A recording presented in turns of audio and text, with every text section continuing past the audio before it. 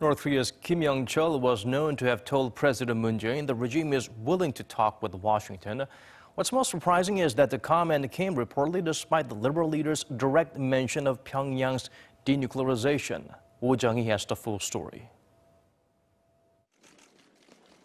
We now know that North Korea repeatedly said it's willing to talk with the United States, even though South Korea spoke directly of denuclearization.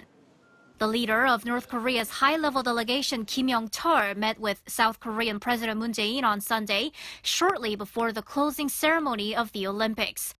Kim said Pyongyang is willing to talk with Washington, but the initial response from the White House was simply, "We'll see," and that talks would depend on a commitment to denuclearize.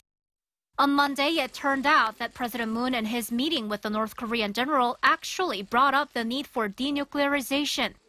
President Moon is reported to have said that if North Korea halts its nuclear and missile provocations and returns to the path of dialogue, then the international community will cooperate on related measures. It's reported that the North Korean delegates listened to President Moon but showed no particular reaction. Sunday's meeting was the first time North Korea has openly and clearly mentioned its willingness to sit down with the U.S. Before and during the Olympics, Pyongyang was reluctant to speak with U.S. delegates, saying it wouldn't use the Olympics as a political opportunity.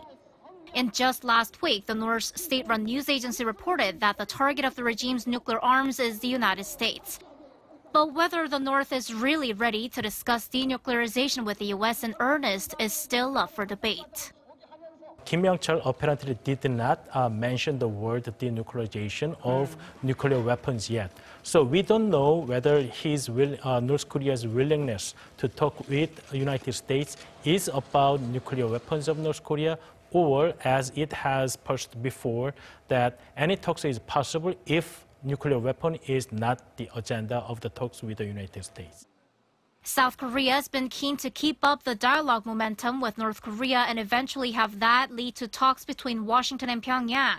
But whether the North is actually willing to meet Washington's condition and discuss this nuclear program remains to be seen. Jung-hee, Arirang News.